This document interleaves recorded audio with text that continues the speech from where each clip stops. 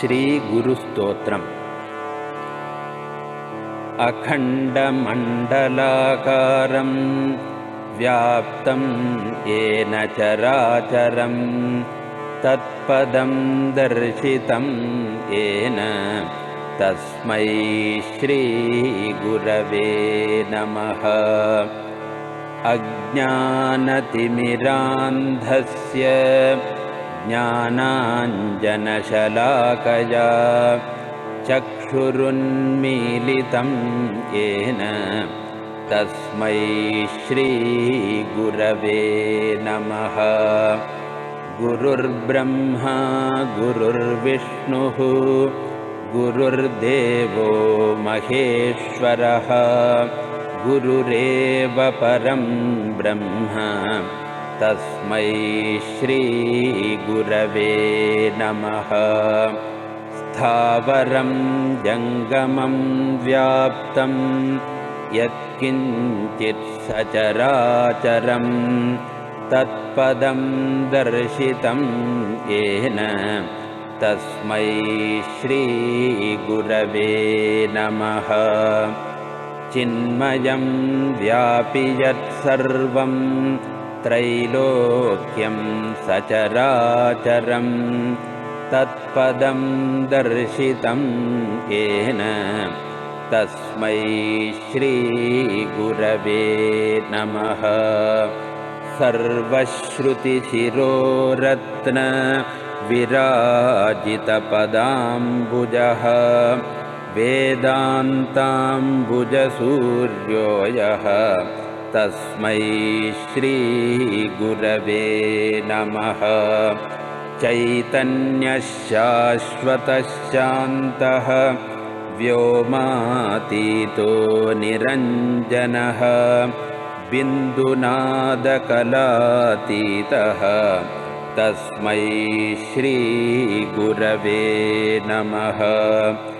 ज्ञानशक्तिसमारूढः तत्त्वमाला विभूषितः भुक्तिमुक्तिप्रदाता च तस्मै श्रीगुरवे नमः।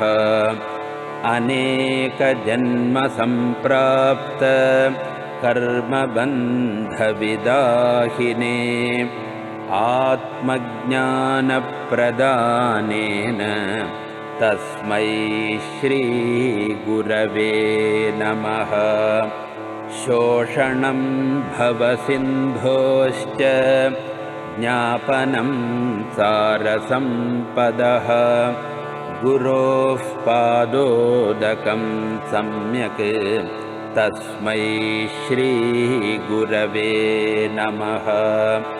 न गुरोरधिकं तत्त्वं न गुरोरधिकं तपः तत्त्वज्ञानात् परं नास्ति तस्मै श्रीगुरवे नमः। मन्नाथः श्रीजगन्नाथः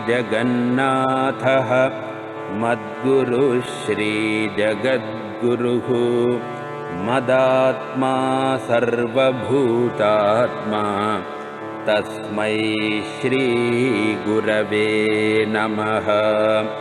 गुरुरादिरनादिश्च गुरुः परमदैवतं गुरोः परतरं नास्ति तस्मै श्रीगुरवे नमः।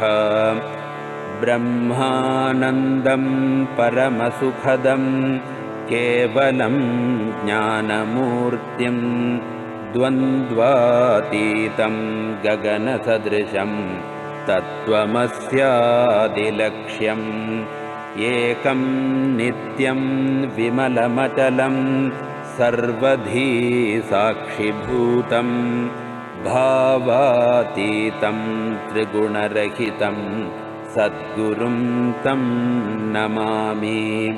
त्वमेव माता च पिता